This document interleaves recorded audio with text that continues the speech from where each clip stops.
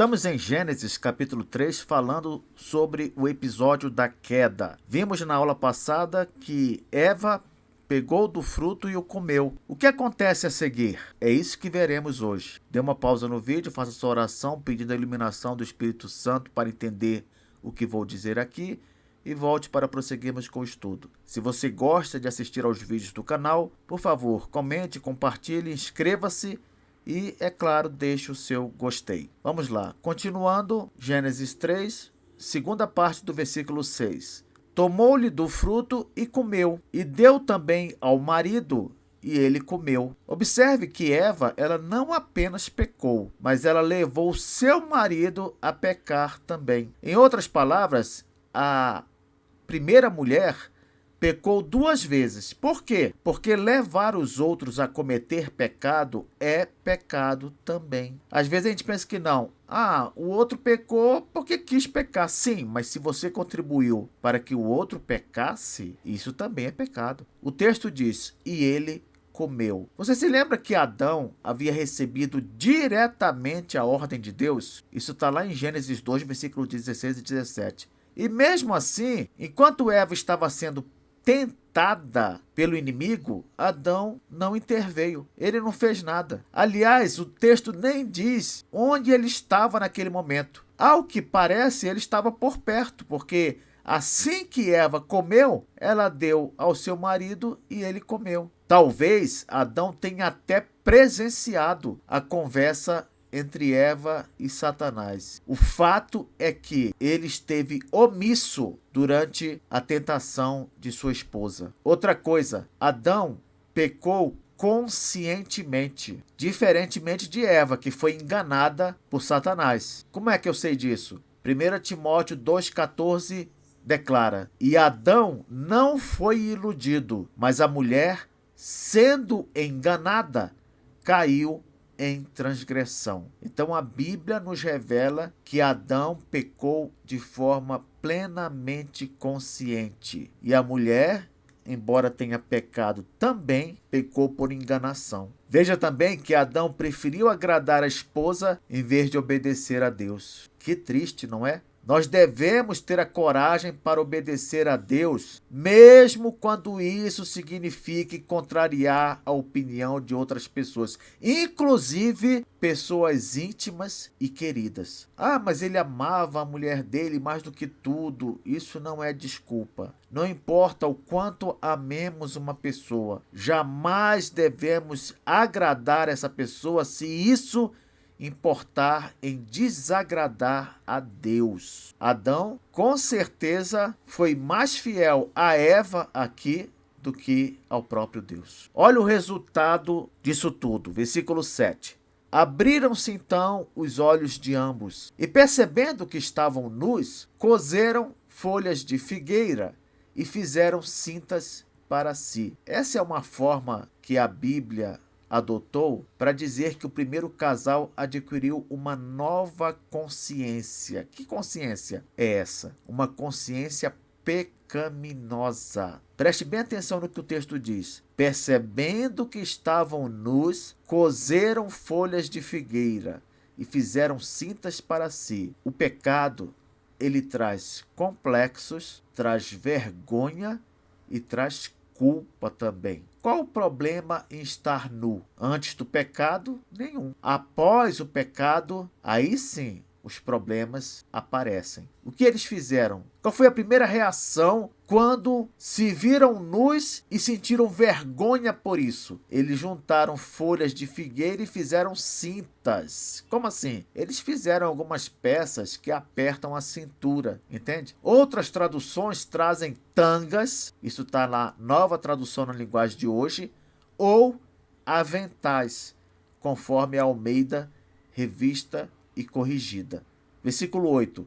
Quando ouviram a voz do Senhor Deus, que andava no jardim pela viração do dia, esconderam-se da presença do Senhor Deus, o homem e sua mulher, por entre as árvores do jardim. O texto diz que Deus, ele andava no jardim pela viração do dia. Na Almeida século 21, a tradução foi no final da tarde. Na versão fácil de ler, foi na brisa da tarde. Na Bíblia Viva, a tradução foi a seguinte: no frescor do dia. Qual seria a tradução mais fiel? Bom, brisa é um vento suave, um vento fresco, agradável. Nós sabemos que à medida que vai anoitecendo, o tempo também ele vai esfriando.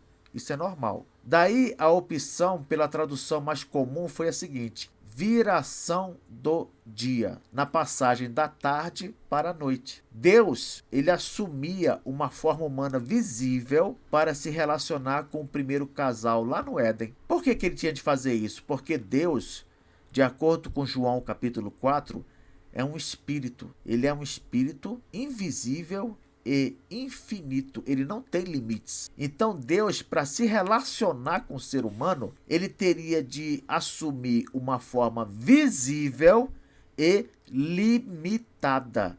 Isto é, ele teve de assumir um corpo, e foi isso que ele fez. O interessante é que o texto diz que quando Deus surgiu por volta do fim da tarde para a noite, Adão e Eva se esconderam da presença dele entre as árvores do jardim. O que era isso? Era a culpa se manifestando. Eles automaticamente tiveram a consciência de que fizeram coisa errada. Isso tudo vem com o pecado, não é? Se o pecado não tivesse entrado no mundo, o homem não sentiria a culpa. Mas após a entrada do pecado, isso passa a ser algo normal para o ser humano, porque ele vive pecando.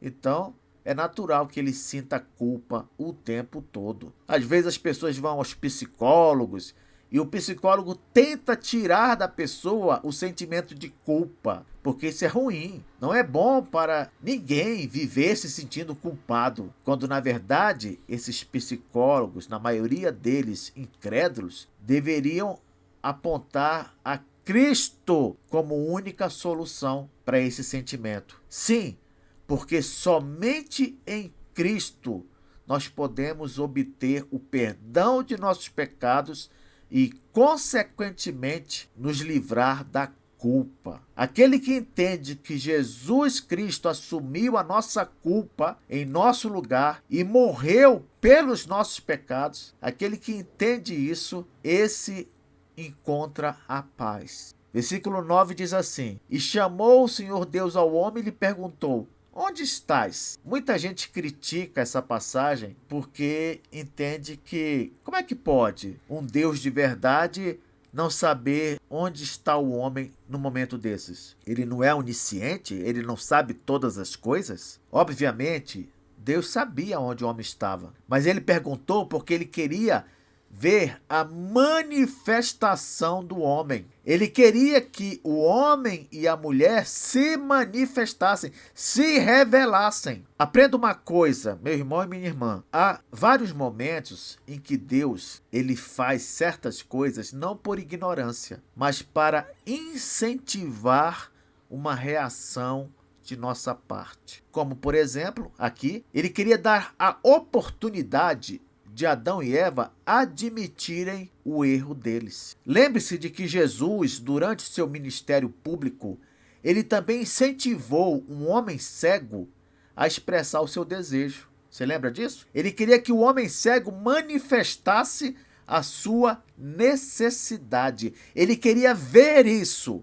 ver o homem pedindo, suplicando, buscando o recurso nele, em Deus. Marcos 10:51 diz assim: perguntou-lhe Jesus: que queres que eu te faça? Respondeu o cego: mestre, que eu torne a ver. A Bíblia diz que Deus sabe do que vamos dizer antes mesmo que a palavra chegue à nossa boca.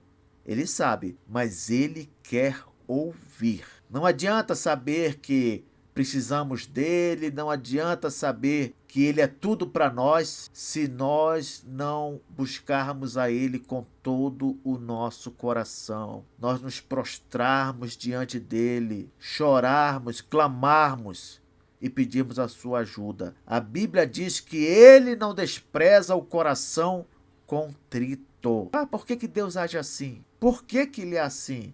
Isso eu não sei. O fato é que ele é descrito assim na sua palavra. Quanto a nós, devemos simplesmente fazer a nossa parte. Se somos criaturas dependentes de Deus, devemos demonstrar essa dependência, reconhecendo a sua soberania e buscando nele a solução para os nossos problemas. Versículo 10 diz: Ele respondeu: ouvi a tua voz no jardim e, porque estava nu, tive medo e me escondi. Olha o que Adão falou para Deus. Porque estava nu, tive medo e me escondi. O primeiro homem estava assustado com a forma como ele passou a ver a si mesmo depois da queda. Então ele se escondeu. Eva fez o mesmo. Preste atenção no que vou dizer agora. O pecado, ele distorce até mesmo a maneira como nós nos enxergamos. Sabia disso? Às vezes, nos vemos como menos do que somos. Por exemplo, às vezes nos vemos com defeitos ou características desprezíveis, não é isso? Esse foi o caso de Adão e Eva. Eles passaram a se ver como pessoas desprezíveis. Passaram a sentir vergonha dos próprios corpos, um diante do outro. Outras vezes, por causa do pecado, nós nos vemos como mais do que somos. E isso é o que acontece, infelizmente, na maioria dos casos. Então, o pecado ele trouxe uma distorção na nossa visão. Às vezes nos encontramos com um complexo de inferioridade, outras vezes nos encontramos com um complexo de superioridade. Antes da queda, o homem tinha uma imagem exata e correta de si mesmo. Qual era a imagem? Era de uma criatura de Deus, uma criatura feita à imagem e semelhança de Deus, portanto, uma criatura especial, e ao mesmo tempo ele se via como um mordomo de Deus, um administrador daquilo que Deus criou. Essa era a visão correta e perfeita de si mesmo. Porém, com a entrada do pecado no mundo, houve uma distorção dessa visão. E aí, com essa distorção, vieram os complexos. Por isso que aquele casal que antes se relacionava sem roupa, de forma normal, de repente passou a ter vergonha um do outro, vergonha do próprio corpo, vergonha da nudez. Isso mesmo, nossa autoimagem é afetada pelo pecado. É como se nós nos olhássemos no espelho e não conseguíssemos mais nos ver como éramos antes da queda. O que nós vemos é uma imagem quebrada, distorcida. E não são remédios e não são psicólogos que vão consertar esse problema, não. É a aproximação a Deus. É arrependimento de pecados. É aceitar a Jesus como Salvador. Na próxima aula, veremos a reação de Deus em relação a tudo que ocorreu no jardim.